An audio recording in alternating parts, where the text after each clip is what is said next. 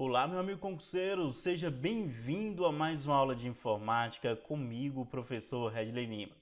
Então, todos sabem que foi anunciado recentemente a autorização do concurso da Polícia Federal. Concurso que aconteceu em 2018, 2 anos depois, voltou aí com mais de 2.000 vagas, tá? Entre para cargos de delegado, agente, escrivão, papiloscopista. A área administrativa ainda não foi aí autorizado, tá? Pois bem, vimos em 2018 que a grande maioria das questões do concurso eram voltadas para a área de informática e contabilidade.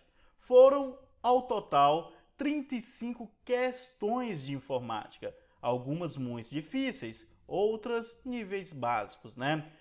Dentre os conteúdos não comuns na área de informática, tínhamos mineração de dados, bancos de dados, linguagem de programação Python, linguagem de programação R, Big Data, dentre outros assuntos que geralmente só eram cobrados em concursos para a área de analista, né? Que tinham ensino superior na área de tecnologia da informação, ou sistema de informação, ou ciência da computação, engenharia da computação, analista de dados, analista de redes, analista de segurança e aí por diante, tá bom?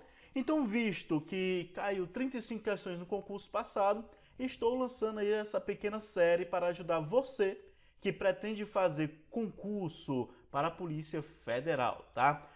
Como é que eu vou fazer? Ao todo, como eu falei, foram 35 questões de informática. Eu vou separar 3 vídeos, em cada vídeo eu vou responder 12 questões e 11 questões. Os 2 primeiros vídeos vão ser respondidos 12 questões cada vídeo. O outro, 11 questões, totalizando assim as 35 questões, tá? Vamos começar nesse primeiro vídeo a parte mais básica de informática, depois a gente vai subindo aí, tá nivelando o seu conhecimento com os demais candidatos, tá bom? Então, deixa de conversa, então vamos para as questões. Vem comigo.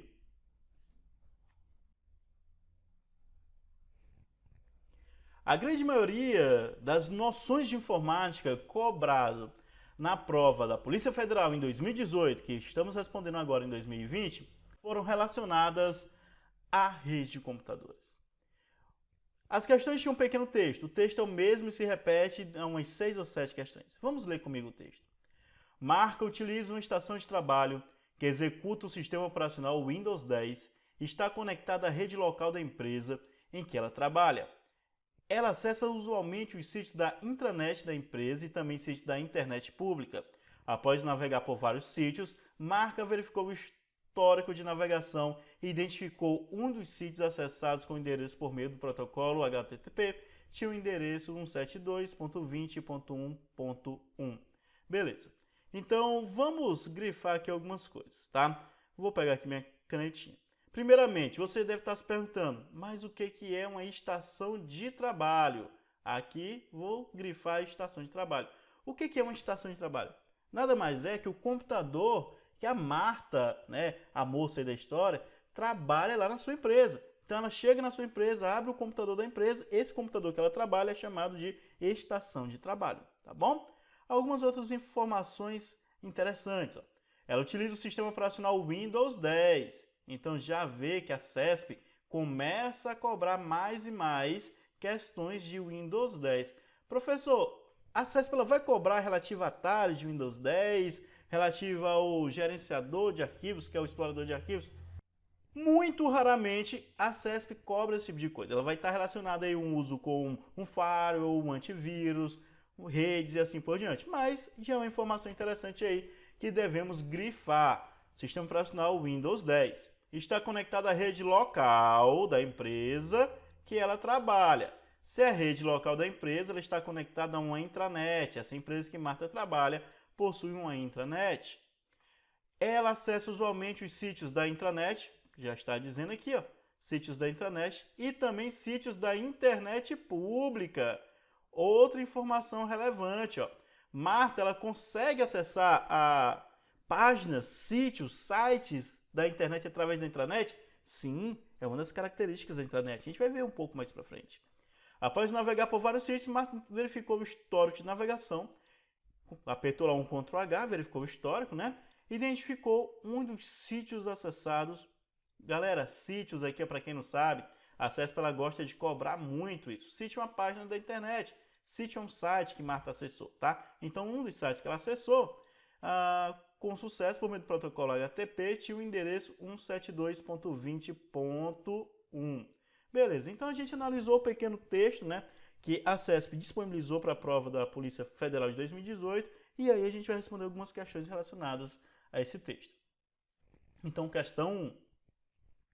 Tendo como referência a situação hipotética, julgue o item a seguir. O endereço 172.1.1, identificado por Marta, é o endereço IPv4 de um servidor web na internet pública. Certo ou errado? Meu querido aluno, meu querido concurseiro, certo ou errado? 172.20.1.1 é um endereço na internet pública? Certo ou errado?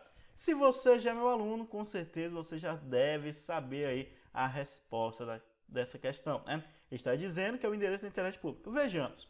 Primeiramente, vamos entender o que é o endereço IP, tá? Então, temos aqui algumas redes de computadores. Eu tenho aqui, ó, a rede 1, a rede 2, a rede 3. A rede 1 ela não consegue se comunicar com os computadores da rede 3, assim como também não consegue se comunicar com os computadores da rede 2. Por quê? Porque para se comunicar em uma rede, precisa estar interligado por um meio. Esse meio pode ser físico ou lógico. Físico através de cabos, né? Cabo Cat5, Cat6, fibra óptica, coaxial, ou lógico, através de wireless, Wi-Fi, o infravermelho, sei lá, pequena rede poderia ser, né? Beleza, então não tem nenhum meio interligando eles, ó. Beleza. Primeira informação relevante, cada dispositivo conectado na rede é chamado de host. Então, cada computadorzinho desse aqui, ó, recebe o nome de host.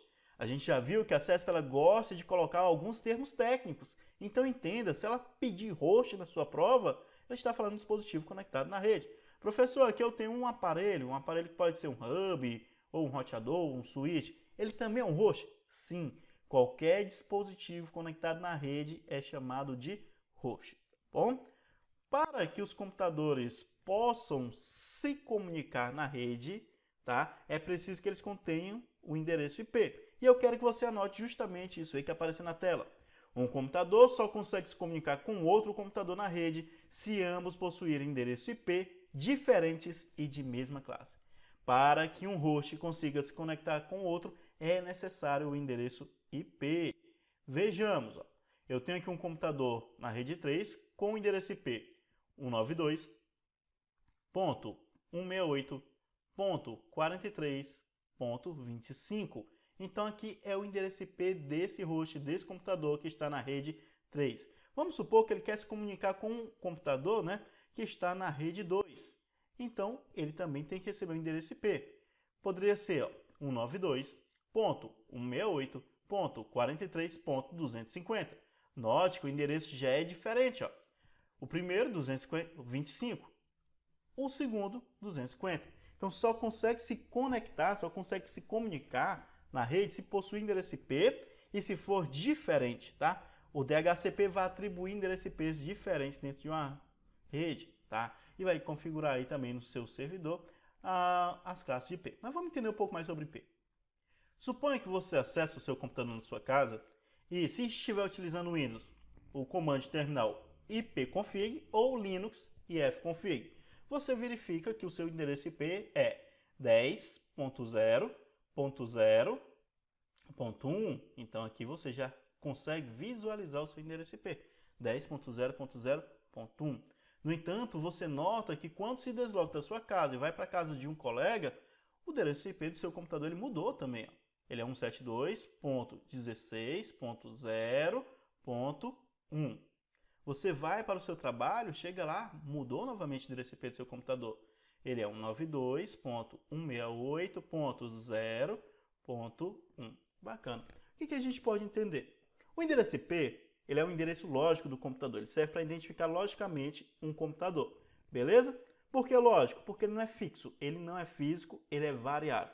Note aqui ó, que você recebeu o endereço IP na sua casa, começava com 10, chegou na casa do colega, já é 172, é um outro endereço IP, chegou no trabalho, é um 92, é um outro endereço IP, tá? Então ele pode ser mudado.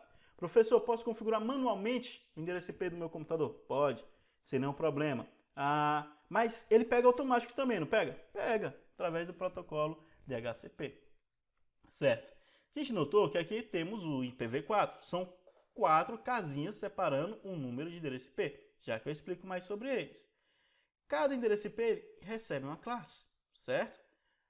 Os endereços IPs que começam de 1 até 127, eles são de classe A. Quem é que vai ser analisado? A primeira casa. A primeira casa, deixa eu pegar aqui a caneta, que o marca-texto não está riscando na parte preta. A primeira casa aqui, ó, determina a classe de IP. Se ele começar com 1 até 127, ele é de classe A. Professor, as outras classes é para host de rede. Você não precisa entender o que isso significa, tá bom? Só precisa entender a primeira classe. A primeira casa, desculpa. Primeira casa determina a classe. Beleza? Então aqui começou com 10, aqui começou com 172 e aqui começou com 192. Então vamos lá. Se o endereço IP começa de 1 até 127, ele é classe A. Se ele começa de 128 até 191, ele é de classe B. Se ele começa de 192 até 223, ele é de classe C. Então vamos identificar as classes junto comigo? Vamos analisar o primeiro. O primeiro começa com 10. Se começa com 10, ele é de classe o quê? Classe A. Muito bem, você acertou. O segundo começa com 172. Se ele começa com 172, ele é de qual classe? Classe B. Muito bem, você acertou, porque ele está entre 128 até 191. 172 está entre o intervalo de 128 até 191. E o terceiro ali, ó, começa com 92. O 92 até 223 é de classe C. Então a gente aprendeu a determinar as classes. Para concurso, a gente aprende as classes A, B e C. Tá? Existem aí as classes D e E, mas elas são reservadas para dispositivos de rede, né, e para backbones, tá, e serviços de rede. Então não precisamos aprender sobre elas, somente classe A, B e C. Decore essa tabelinha, escreva no seu caderno para que você nunca mais possa errar isso, certo? Então vamos lá, aqui temos o IPv4. Como eu falei, ela é separada em 4 casas, tá? Também chamado de octetos. Se você está estudando no livro, vai ser chamado de octetos. Não quero explicar o que é um octeto, porque vai envolver binário, tá? E vai aí confundir a sua cabeça. Então não perca tempo com isso. Só entenda, IPv4 possui 4 casas separadas por ponto, tá bom? Cada uma dessas casas pode chegar até o número máximo de 255. Como eu falei, o IP ele é um endereço lógico, ele varia. Então ele pode receber aqui na primeira casa, ó, o número de 1 até 255. Eu coloquei um 92, podia ser 1? Poderia. Poderia ser 3? Poderia. Poderia ser 255? Poderia. Poderia ser 256? Não poderia, tá? A primeira casa não pode ser 0, porque ela determina a classe. Acabamos de aprender sobre as classes. A primeira casa determina a classe. A segunda casa pode ser 0, tá? Varia de 0 até 255, o número máximo que cada casa pode chegar a 255. A terceira casa também de 0 até 255. A última casa também não pode ser 0, porque ela vai identificar um computador na rede. Primeira casa identifica a classe, a última casa identifica um computador, um host na rede, tá bom? Mas cada casinha só pode chegar no limite máximo de 255. Vamos analisar aqui, ó, IP válido. 3.4.25.192. Por que é válido? Porque nenhuma das casas ultrapassa o limite de 255. Ó. 3 é menor do que 255, 4 é menor do que 255, 25 é menor do que 255, 192 é menor do que 255. 10.0.0.122. Novamente, nenhuma das casas ultrapassa o limite máximo de 255. 172.16.30.256. Novamente, nenhuma das casas ultrapassa o limite máximo de 255. 144.122.3.2. Beleza, nenhum ultrapassa e assim por diante. Vocês já conseguiram identificar qual era a classe desses IPs pela nossa tabelinha? Pausa o vídeo, tente identificar. Primeiro começa com 3, então de 1 até 127 ele é de classe A. Segundo começa com 10, então de 1 até 127 ele é de classe A. O terceiro 172, a gente viu lá, 128 até 191, classe B. O quarto, 144, então, de 128 até 191, classe B, beleza? Então a gente identificou aí as classes. Vamos ver agora alguns não válidos. 260.24.25.192. Por que 260 não é válido? Não é válido porque o primeiro aqui, ó, ultrapassou o limite de 260, de 255, desculpa. A gente viu que o número máximo que ele pode assumir, ó, é 255. Então, se ultrapassou esse limite, já não é válido, é o IP inválido.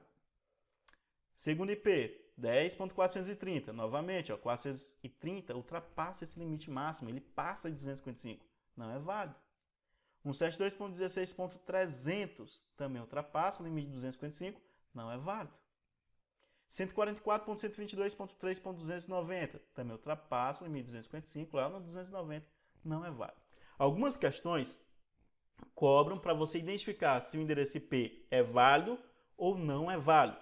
Não é o nosso caso ainda. O nosso caso, ele perguntou se era público ou se era privado, tá bom? Mas para entender o conceito de público e privado, você precisa entender o que é o endereço IP, quais são as classes de IPs, qual o limite máximo que cada um pode chegar, tá bom? E assim a gente consegue chegar aí nos IPs públicos e privados. Nós temos IP público e privado. O que significa? O público, ele faz a conexão com a rede externa, com a internet. Quando a gente está navegando na internet, navega com o endereço IP único, chamado de IP público. Geralmente você pega esse endereço IP do seu provedor de internet, tá? O roteador ou o proxy vai pegar o seu endereço IP único, que vem do provedor, e distribuir nos aparelhos local da sua residência, fazendo assim sua rede Wi-Fi ou sua rede local. Então o que acontece? Lá na sua rede local, na sua residência, todos os computadores eles possuem sim endereço IP. A gente viu que um computador só se comunica com o outro através de endereço IP. Mas são endereços IPs privados, locais, que não se conectam com a internet. A internet só faz a conexão com o endereço IP público, tá bom? Então o que significa endereço IP privado? Para a rede local, para o intranet ou uma rede doméstica. O que significa IP público? Endereços da internet para você se comunicar com a internet. Temos aqui, ó, todos os endereços IPs que começam com 10, eles são privados. Foi que a gente viu aqui na máscara. O limite máximo é 255, então ele pode variar de 0 até 255, limite máximo 255, limite máximo 255. Qualquer endereço IP que comece com 10, ele é privado. Os de classe B. Qualquer endereço IP que comece com 172.16 e varie até 172.31 também são privados. Então, se começou com 172.16, 172.17, 172.18, 172.19, 172.20, 172.21, 172.22, 172.23, 172.24 até 172.31 são todos privados, tá bom? Qualquer endereço aqui ó, de classe C que comece com 192.168, aqui ó, de 192.168, ele é privado. É difícil decorar? Não é, tá? É trabalhoso, difícil não. Vamos lá. Qualquer um que começa com 10 é o quê? Privado. Qualquer um que começa com 10 é o quê? Privado. Qualquer um que começa com 172.16 até 172.31 é o quê? Privado. Qualquer um que começa com 92.68 é o quê? Privado. Muito bem, você aprendeu. A parte mais difícil é a parte da classe B, de 172.16 até 172.31. Mas é só lembrar, 172.16, 172.17, 172.18, 172.19, 172.20, 172.21, 172.22, até 172.31, tudo é privado. Professor, e quais são os IPs públicos? Eu vou decorar os IPs públicos? Não. Qualquer outro que não esteja nessa tabela aí é público, tá? Qualquer outro que não esteja nessa tabela são exclusivos para conexão direto com a internet e não na rede local. Beleza? Então vamos voltar à nossa questão, já que a gente tem aí uma habilidade, né, um conhecimento técnico mais sobre o endereço IP. Novamente, questão 1. Tendo como referência essa situação hipotética, julgue o item a seguir. O endereço 172.20.1, identificado por Marta, é o endereço IPv4 de um servidor web na internet pública. Vamos lá. 172, já sabe que é de classe B, começou aqui, tem lá uma restrição no 172, não tem não? Tem. De 172.16 até 172.31. Tá nesse intervalo? Sim ou não? Sim, ó, 172.20. Então vamos lá, de 172.16 até 172.31. Tá nessa restrição. Então ele não é público, ele é privado, tá bom? Se começou com 172.20, ele é privado. A questão está dizendo que é de internet pública. Certo ou errado? Logicamente que está errado, tá bom? Então a gente viu bastante coisa aí sobre endereço IP, certo? Lógico, de uma forma mais resumida, mais rápida e mais prática. Vamos à próxima questão, também focada lá na nossa introdução. Por meio do serviço de proxy, então ele está falando de quê aqui? Ele está falando de proxy. Beleza? Vamos marcar aqui, ó. Proxy. Por meio de serviço de proxy para a rede local, Marta poderá acessar a partir da sua estação de trabalho tanto os sítios da intranet quanto os sítios da internet pública. Beleza. Então já vimos o que é a estação de trabalho, que nada mais é do que o computador da Marta, certo? A gente já viu que ela está trabalhando lá e acessando. Vamos lá. A questão, o enunciado, na verdade, já diz a resposta. Ela já diz que a Marta está trabalhando em sites, né, da intranet, só funciona em rede local, e também está trabalhando em sites da internet. O próprio enunciado, lá no início, fala isso. Vamos voltar nele lá. Então, aqui no enunciado, ó, ela diz que ela acessa usualmente sítios da intranet da empresa e também sítios da internet pública. Então, a gente já sabe que é possível, porque o próprio enunciado diz que ela está acessando. Vamos voltar à questão. Certo. Talvez o problema na questão aí seja quando ele se refira ao serviço proxy, né? Por meio do serviço de proxy para a rede local, Marta poderá acessar a parte de sua estação de trabalho, tanto os sítios da intranet quanto os sítios da internet. Talvez você se confunda e talvez nem marque a questão, já que a CESP ela é certo ou errado e um errado anula uma certa. Talvez você nem marque por causa desse conceito aí de proxy. Vamos entender então o que é o proxy. O que é o proxy? Proxy é o termo utilizado para definir os intermediários entre o usuário e o seu servidor, e por isso desempenha a função de conexão do computador local à rede externa internet, certo? Como eu falei, ó, o provedor de internet, né, você contratou lá a sua internet na Oi, ele vai te fornecer um link, vai te fornecer um endereço público para você se conectar à internet. Na rede local, na intranet, você vai pegar esse link e vai disponibilizar para vários computadores. Cada computador vai ter seu próprio endereço IP e todos vão acessar a internet. No entanto, o endereço privado ele não acessa a internet, tá? O proxy vai servir de intermediário. Quando você faz uma conexão da sua estação de trabalho, faz uma conexão com o seu computador para a internet, primeiro você solicita essa conexão para o proxy tem um endereço IP que se conecta com a internet e esse endereço IP faz a requisição para o servidor. Vamos ver aqui na abstração como que funciona. Temos aqui ó, o agente 1, tenho aqui o agente 3, tem o agente 2, tem o agente 4. Cada um está fazendo uma requisição. No exemplo, tem XML, que é um documento aí da internet, né? Cada um faz uma requisição para a internet. No entanto, eles só possuem endereço local, endereço privado, que não consegue se conectar com a internet. Para que eles façam essa conexão, primeiro, ó, a sua requisição vai passar para um servidor proxy. Esse servidor proxy possui endereço IP e é ele que fala diretamente aqui, ó, com a internet. É ele que faz aí essa comunicação direta com a internet, tá bom? Então, na verdade, numa intranet, quando você se conecta a uma internet, a uma rede externa, primeiramente, sua conexão vai passar por esse intermediário entre usuário e servidor da internet, que é chamado de proxy, beleza?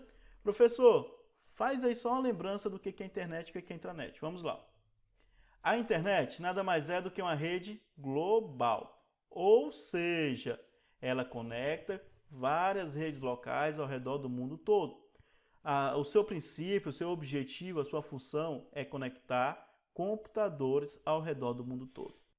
A internet também é uma rede pública. O que isso significa? Significa que qualquer pessoa pode ter acesso à internet. Professor, é de graça? Não, não é de graça. Você tem que pagar para utilizá-lo. No entanto, qualquer pessoa pode requisitar aí esse acesso à internet. A internet é uma rede aberta, pode ser publicado qualquer conteúdo e é de acesso a todo mundo. É irrestrita, porque não precisa de autenticação, não precisa de usuário e senha e funciona sobre uma pilha de protocolo chamado TCP/IP. E a intranet? A intranet é só o contrário da internet, tá? As empresas tiveram a necessidade de compartilhar informações de forma privada, de forma restrita, de forma sigilosa. Como a gente viu, na internet tudo é público, tudo é de acesso a todo mundo. E para uma grande empresa, isso não é viável compartilhar suas informações para todo o seu público, tá? Com isso surgiu a intranet. Em vez de ser uma rede global, a intranet é uma rede local, ou seja, somente funciona dentro do ambiente da empresa. Sua categoria é de LAN, Local Area Network. Em vez de ser uma rede pública, ela é uma rede privada, somente para pessoas autorizadas. Só funciona dentro da empresa. É uma rede fechada, é uma rede restrita. Quando fala restrita, quer dizer que é somente para pessoas autorizadas. Precisam de login, de senha e estar cadastrado no domínio da empresa, tá? Então precisa de autenticação. Também funciona sobre a pilha de protocolo TCP/IP. São os mesmos protocolos da internet, são os mesmos protocolos da intranet. A CESP ama cobrar questões perguntando se um protocolo da internet não é utilizado na intranet ou se um protocolo da intranet não é utilizado na internet. Por exemplo, o protocolo HTTP e HTTPS são utilizados na internet, mas não são utilizados na intranet. Certo ou errado? Errado. Todos os protocolos que funcionam na internet também funcionam na intranet e vice-versa.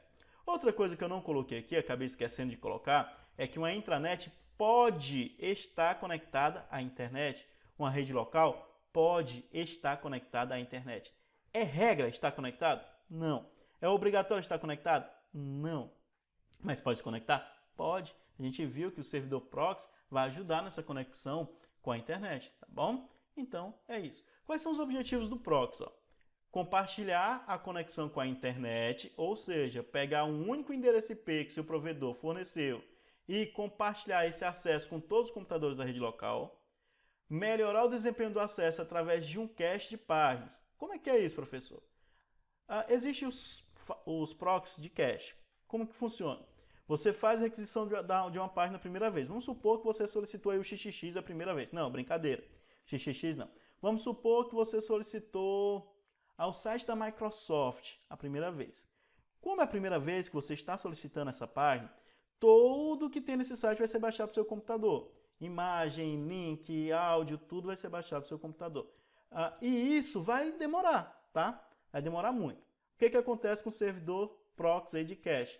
Ele vai deixar armazenado, vai deixar salvo essas consultas, essas páginas, CSS, os estilos, tá? Para que uma próxima consulta ele não precise carregar tudo, baixar tudo de novo. Ele já tem salvo, então torna aí bem mais rápido o acesso.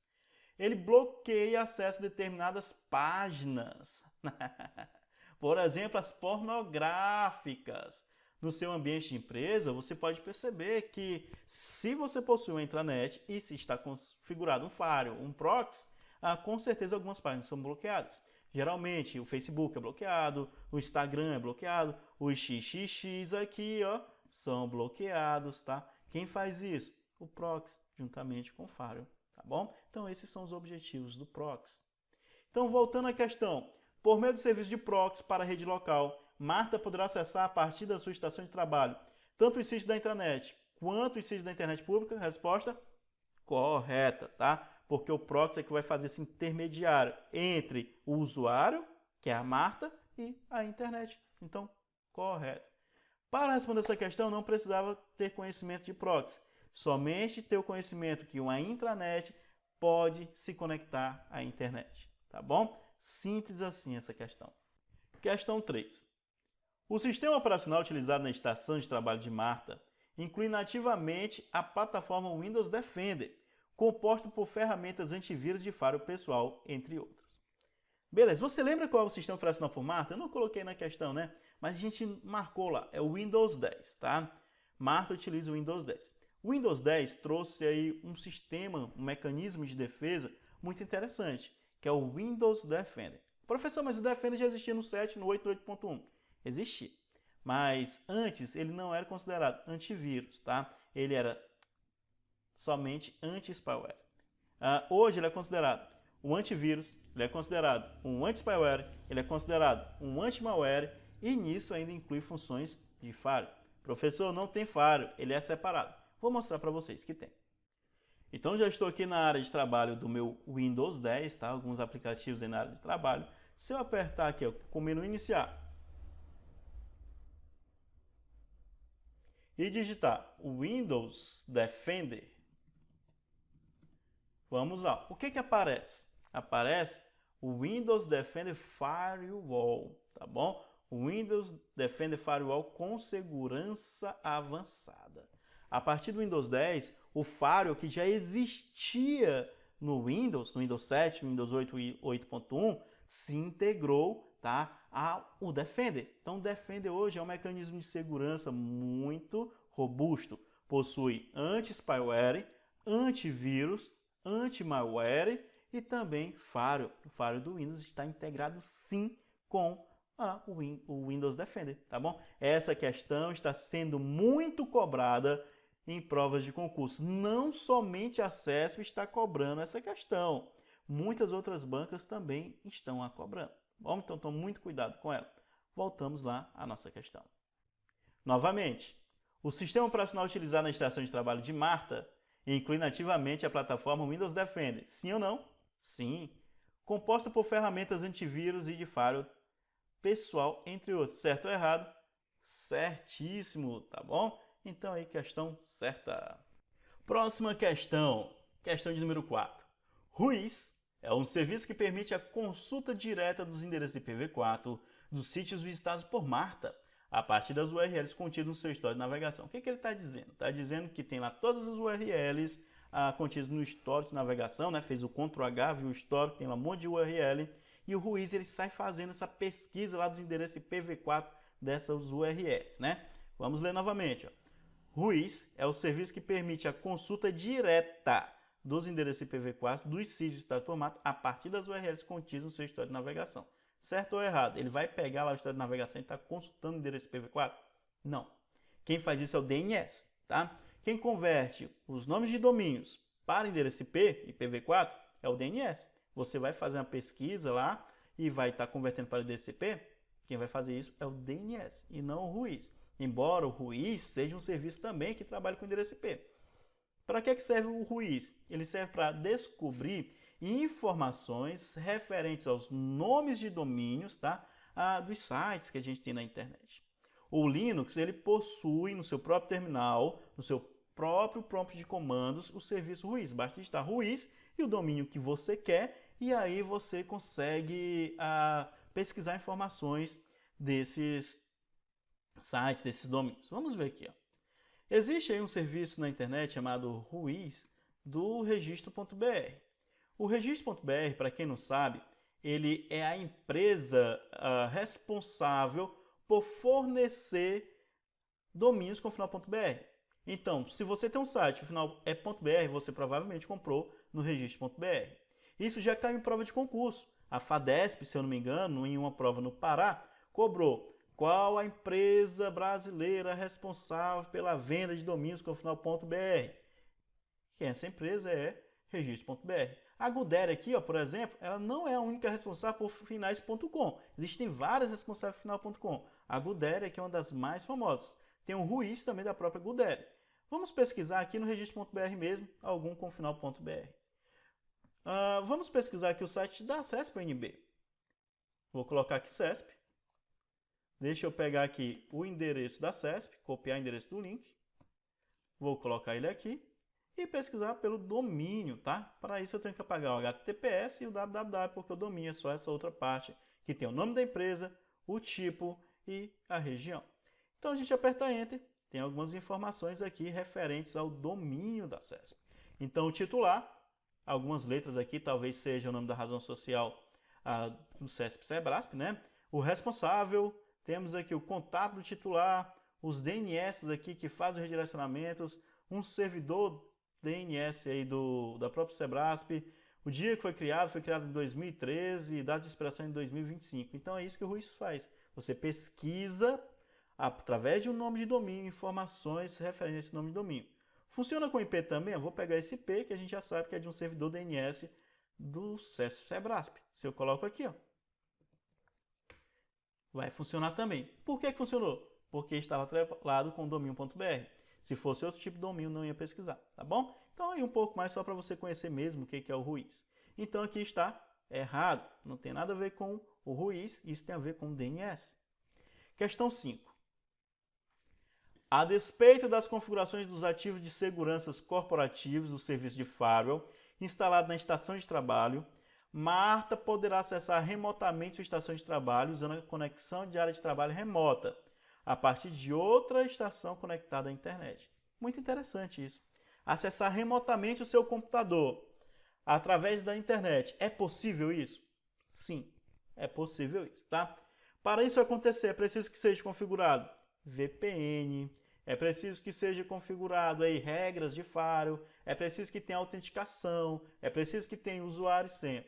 Existem regras de configurações que você tem que fazer para que você possa. O Windows 10, ó, ele tem essa conexão de área de trabalho remota, que a partir da rede você pode acessar a sua área de trabalho, sem problema nenhum.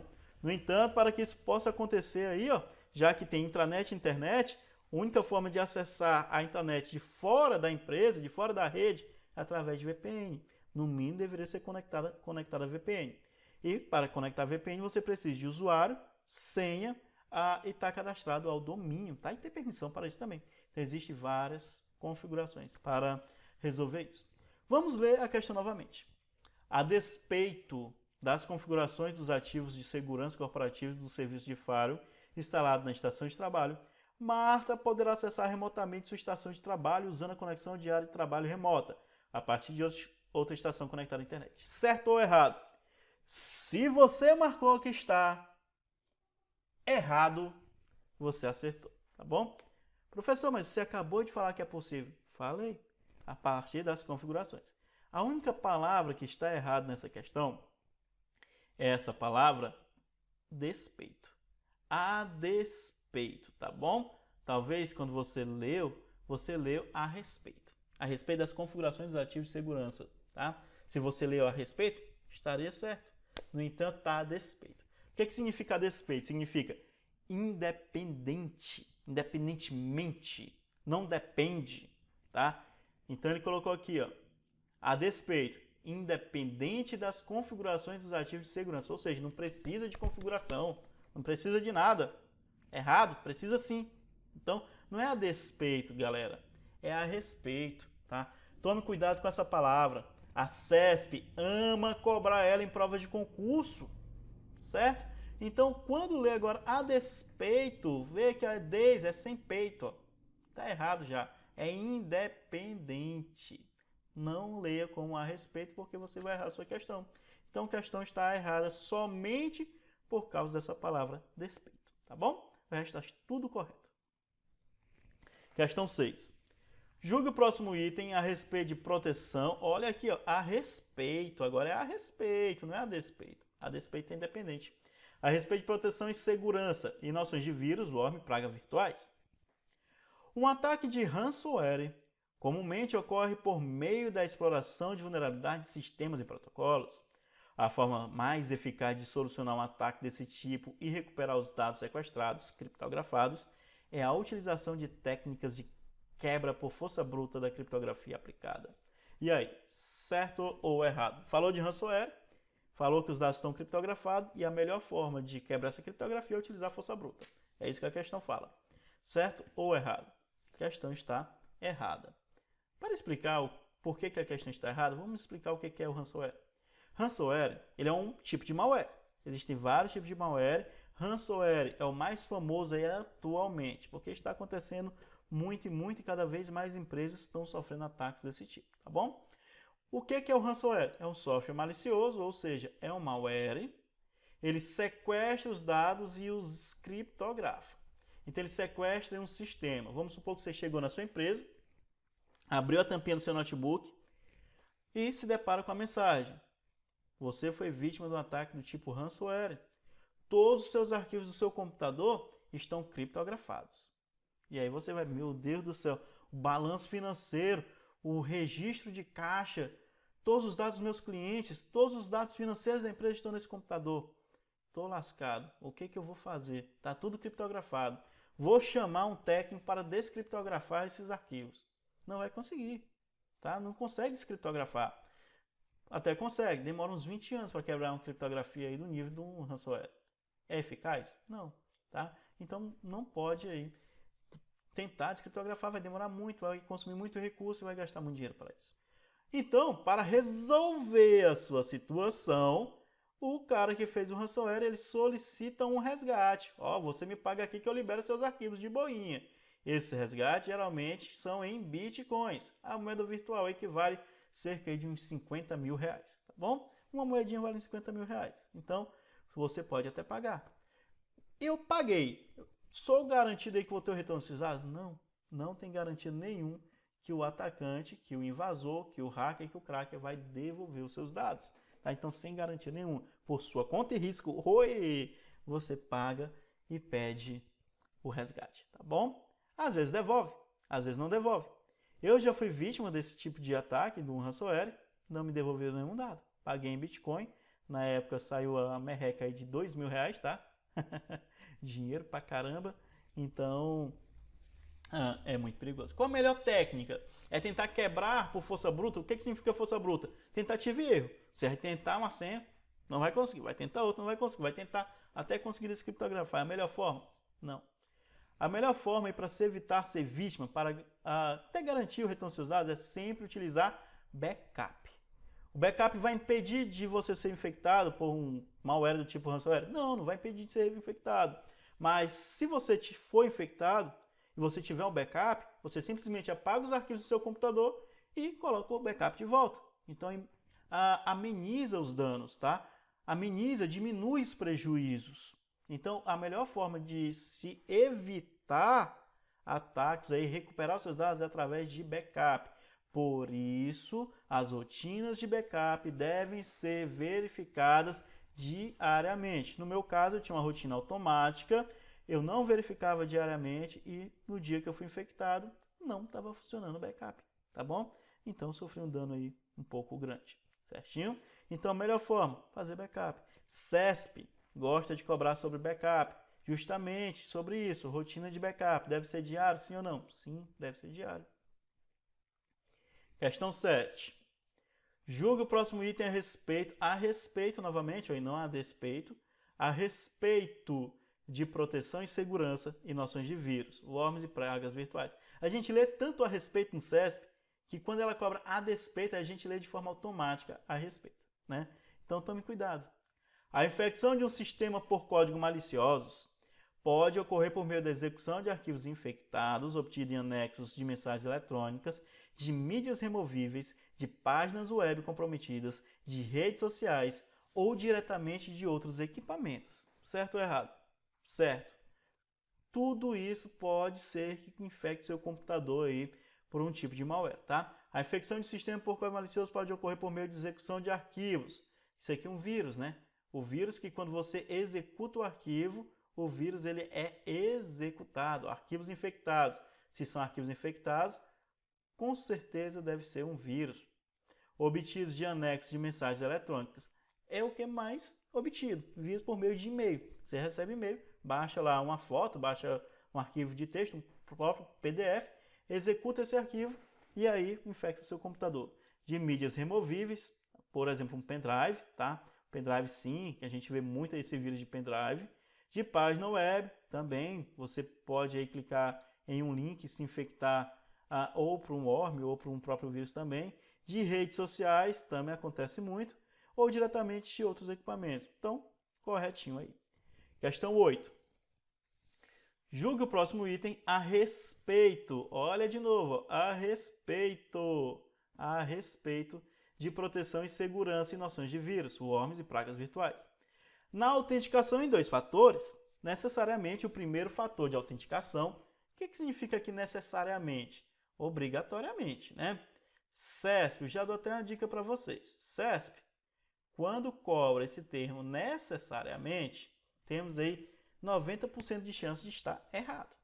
Se você não sabe a questão, está precisando chutar, somente se você estiver precisando chutar, viu esse termo necessariamente em CESP, marque errado. Se você estiver precisando chutar, tá? Porque nem sempre dá certo.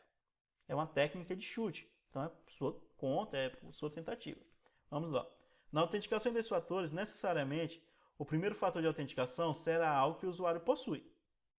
Por exemplo, um token gerador de senhas e o segundo, alguma informação biométrica, como, por exemplo, impressão digital ou geometria da face reconhecida. Então, muito se fala hoje em autenticação desses fatores. Por exemplo, o próprio WhatsApp.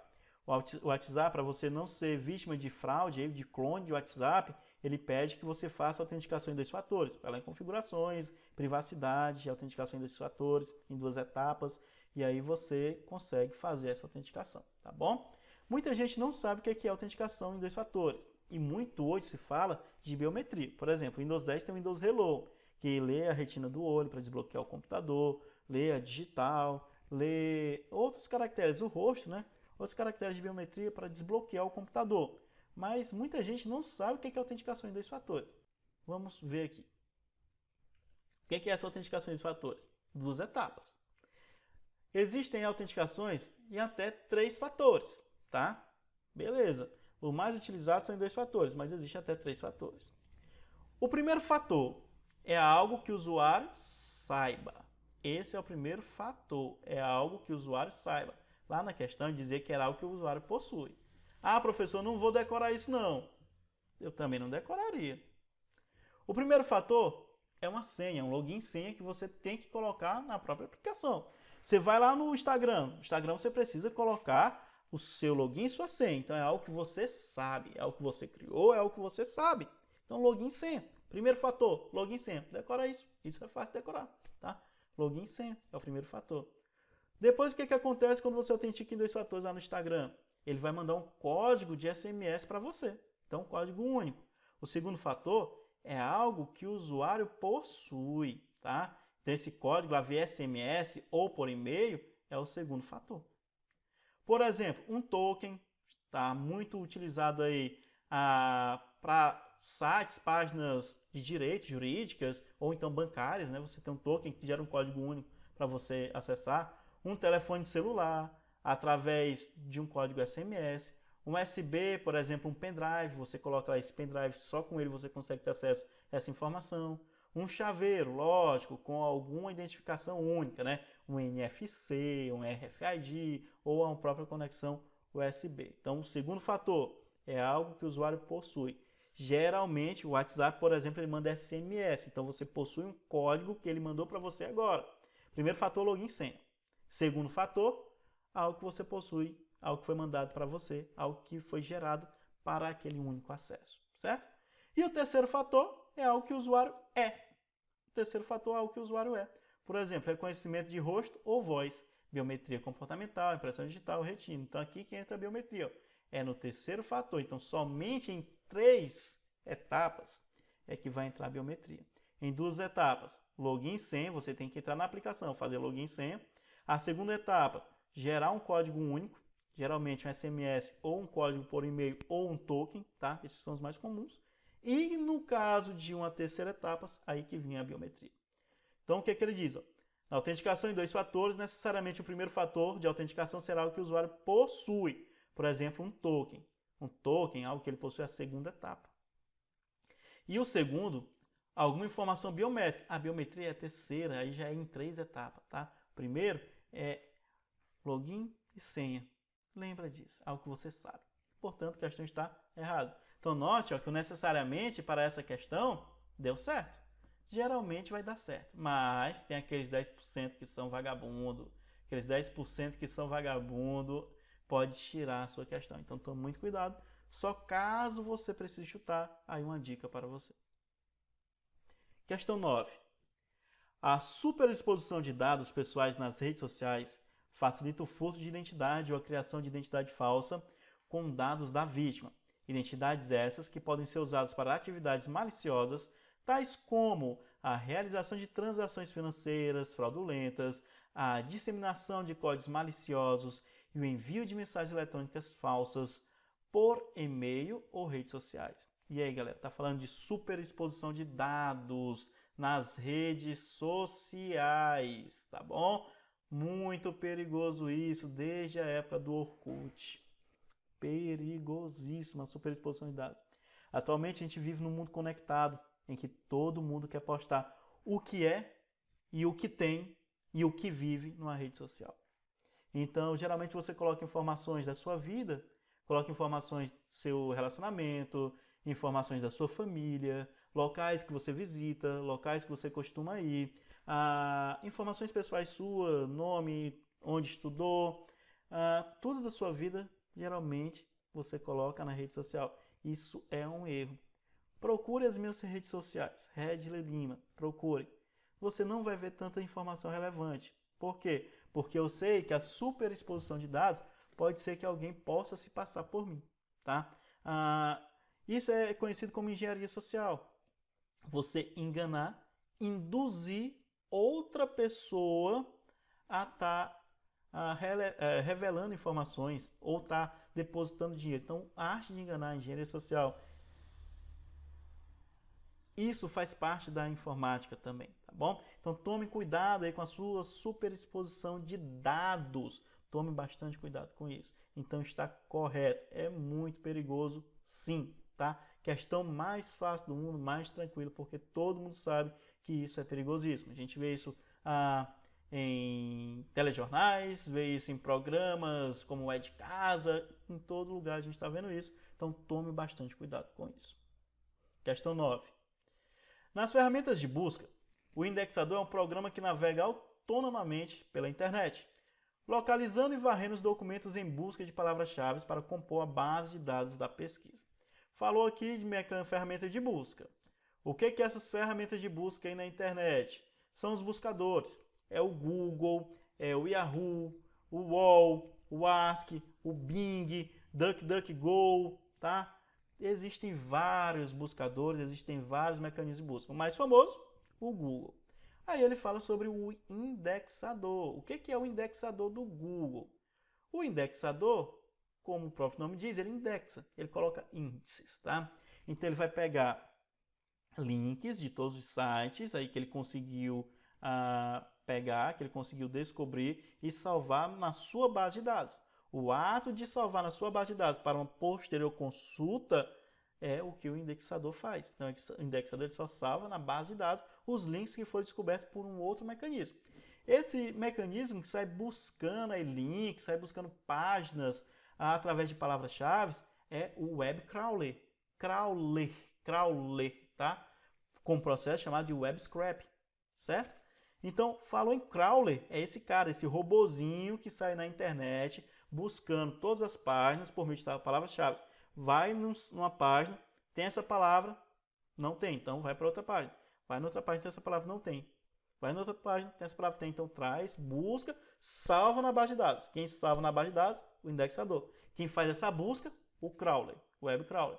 Ele está dizendo que o indexador é que faz essa busca.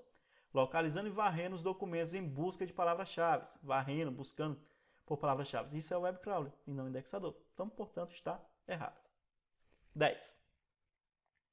Nas aplicações multimídia, o fluxo de dados podem conter áudio, vídeo e metadados, que viabilizam a sincronização de áudio e vídeo. Cada um desses três fluxos pode ser manipulado por diferentes programas, processos ou hardware. Mas para que os fluxos de dados de determinada aplicação multimídia sejam qualitativamente otimizados na transmissão ou no armazenamento, eles devem ser encapsulados juntos em um formato de container. Primeiro tópico aí sobre algo não tão comum em provas de concurso, falando sobre metadados, mas não se assuste. Metadados nada mais são do que dados sobre dados, tá? Professor, eu vejo todo mundo falando sobre isso, são dados sobre dados. Mas o que isso de fato significa? São as propriedades do arquivo. Deixa eu colocar aqui na minha área de trabalho. Se eu clico com o botão direito em cima de um arquivo do Word, por exemplo, e clico em propriedades, eu tenho aqui algumas informações. Por exemplo, o caminho em que ele está salvo, o tamanho do arquivo, o tamanho em disco, quando ele foi criado, 5 de setembro de 2020, foi modificado 22 de agosto de 2020, e algumas outras informações. Se eu clico em detalhes, por exemplo, eu tenho várias informações relevantes referentes a este arquivo. Essas informações nada mais são do que os metadados. Então vamos fazer uma pequena brincadeira aqui para vermos os metadados. Eu já alterei uma configuração aqui do meu Windows Explorer para poder visualizar as extensões de arquivos conhecidos. Então tenho aqui, docx, vou alterar para .zip. Ele é baseado em XML, então ele vai converter para .zip sem nenhum problema. Então a gente viu que já se transformou em um arquivo zipado. Quando eu abro o arquivo, eu vejo que aquele documento do Word, ele possui várias outras pastas que fazem parte dele, tá bom? Então, como é que acontece? O arquivo, ele é compactado em uma espécie de container, onde ele guarda as suas informações, os seus metadados e as suas informações principais, que são os seus dados, certo? Por exemplo, se eu venho aqui em Word, eu posso vir aqui, por exemplo, vou colocar em Web Settings. Só pegar ele daqui, levar lá para a área de trabalho. Vamos ver as informações aqui do Web Settings. Vou abrir com um bloco de notas, botão direito, abrir com o bloco de notas, só para a gente ver algumas informações, certo?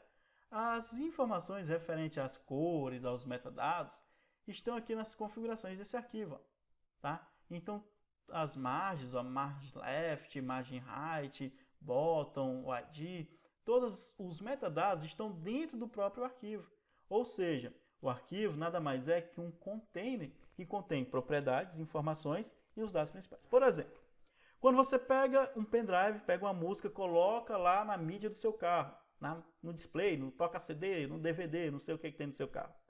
Você vê que algumas informações que você não vê no nome do arquivo. Por exemplo, o nome do cantor, o título do álbum que foi gravada essa música, o nome real dessa música, quando ela foi lançada. Essas informações você consegue ver na mídia do seu carro.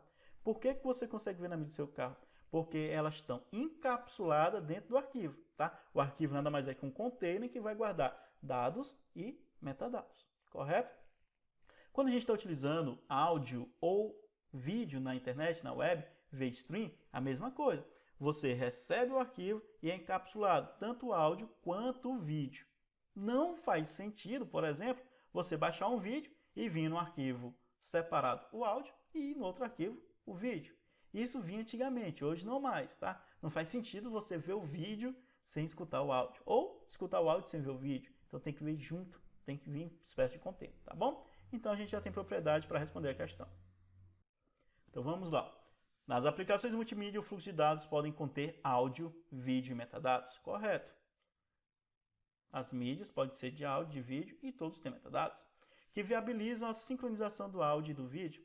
Cada um desses três fluxos podem ser manipulados por diferentes programas, correto? Qualquer programa pode abrir um áudio, pode abrir um vídeo, pode abrir qualquer informação.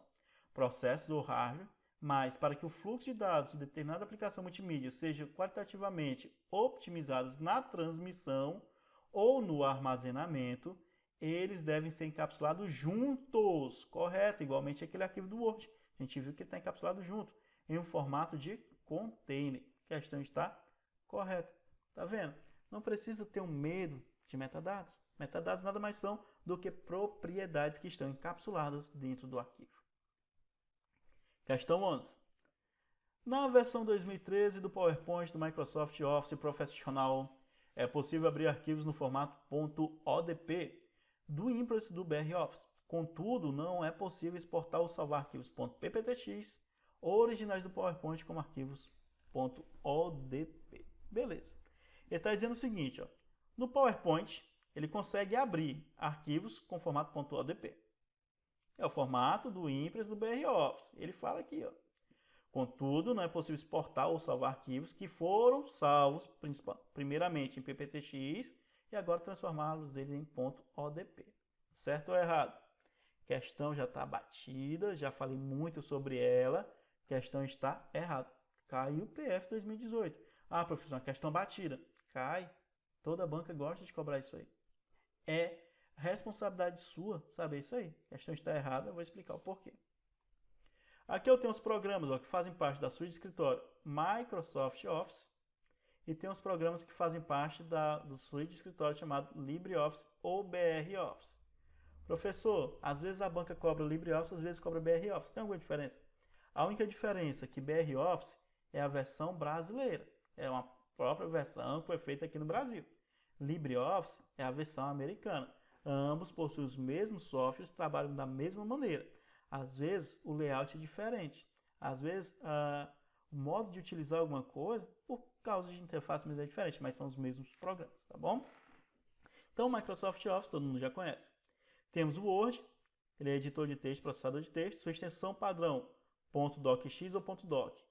Aqui tem o X versões a partir de 2007. A partir de 2007, o Office ele baseou seu formato de arquivo em XML, tá? E mudou a sua extensão. Antigamente não tinha o X porque era baseado em RTF. Hoje tem o X que é baseado em XML. Viu a extensãozinha? Tem um X no final? Quer dizer que ele é a partir de 2007. 2007, 2008, 2009 até 2020. Não tem um X? É inferior. 2003, 98 assim por diante. O Word é o processador de textos do Microsoft. O Writer é o processador de texto do LibreOffice ou do BROffice. Sua extensão é .odt. Só o ODT mesmo, é o ODT. O Word ele consegue abrir e salvar arquivos no formato .odt. Importante do jeito que ele foi aberto. O Writer também consegue abrir todos os formatos do Word. Então, os programas, eles são... não é interligado que eu quero dizer. Eles podem abrir, né? Eles podem abrir um arquivo do outro e assim por diante. O Word pode abrir arquivo do Writer, o Writer pode abrir arquivo do Word, o Word pode salvar arquivo para o Writer, o Writer pode salvar arquivo para o Word. Mesma coisa acontece com o Excel. O Excel, sua extensão .xlsx ou .xls, lembrando, se tem um X é a partir de 2007. Seu concorrente também para planilha eletrônica é o Calc, aqui é no LibreOffice, extensão .ods. Também tanto pode abrir quanto salvar arquivos dos dois lados. Calc pode salvar e abrir arquivos do Excel, Excel pode salvar e abrir arquivos do Calc. PowerPoint, apresentação de slides, sua extensão .pptx ou .ppt. Seu concorrente lá é o Impress. O Impress, também para apresentação de slides, sua extensão .odp. Mesma coisa. O Impress pode abrir e salvar arquivo do PowerPoint. PowerPoint pode abrir e salvar arquivo do Impress. Então a questão estava errada porque ele dizia que o PowerPoint não poderia salvar arquivos do Impress. Access para bancos de dados. Sua extensão é o .accdb. Essa extensão é a partir de 2007. Antigamente era MDB, tá? Para banco de dados no LibreOffice nós temos aqui o Base. Isso já caiu em prova de concurso também, tá? Sua extensão é .odb. Para os desenhos gráficos, fluxograma, histograma, nós temos o Visio aqui no pacote Office. E no LibreOffice temos o Draw, tá? Então, se você quer fazer diagrama de classe, diagrama de identidade, diagrama de classe, diagrama de máquina, você quer fazer diagrama de entidade, você pode estar utilizando o Visio ou o Draw. O Draw ele funciona basicamente como o CorelDRAW, então ele tem vários recursos. O Visio é mais para gerenciamento gráfico mesmo, de fluxogramas e histogramas, mas os dois também estão aqui, ó, todos dois para desenhos gráficos, gerenciamento gráficos. Extensão do Visio .vsdx, a extensão do Draw.odg, tá bom? Quais são os mais importantes para você decorar? Word, Excel, PowerPoint, certo? Decore suas extensões. A questão lá estava errada. Última questão aí dessa série, questão 12. Considere um designer que habitualmente utiliza o software Microsoft Visio. Opa, falou do Visio, ó. Vamos voltar lá ver o que é o Visio. Visio, gerenciamento de desenho gráfico. Tem o Draw, que é o concorrente dele, que também é gerenciamento de desenho gráfico. Da Microsoft Office. Necessite realizar um trabalho de editoração de gráficos vetoriais, diagramação em um computador no qual seja instalado apenas a plataforma BROffice. Nessa situação, para essa tarefa, seria adequada a utilização do software Draw, da plataforma BROffice, levando-se em conta que a semelhança das funcionalidades dos dois softwares. Beleza. O que ele está falando? Tá falando que o cara ele utiliza o Visio, né? E ele está no computador que só tem aí o BR Office. Então não tem o Visio porque o Visio faz parte da Microsoft. Então, nessa ocasião, ele pode utilizar o Draw, porque o Draw também trabalha com desenho gráfico. Certo ou errado? Certo. A gente acabou de aprender sobre o Visio e sobre o Draw aí nas suas partes mais básicas, tá? Então, questão da PF 2018, questões básicas. Ao todo, de questões básicas, a PF cobrou em 2018, se não me engano, 20 questões básicas, tá? O resto eram questões aí com nível de conhecimento mais elevado. Vamos responder todas as 35 questões da PF 2018. Então, se você gostou desse vídeo, você gostou dessa primeira introdução às questões da PF 2018, deixe o seu like, deixe aí o seu gostei, deixe o seu comentário, né? Nos ajude a melhorar, a crescer e a estar trazendo conteúdo aí de relevância para você que vai fazer concurso público. Compartilhe o canal com seus amigos, tá? E é isso aí. Valeu, até a próxima. Fui!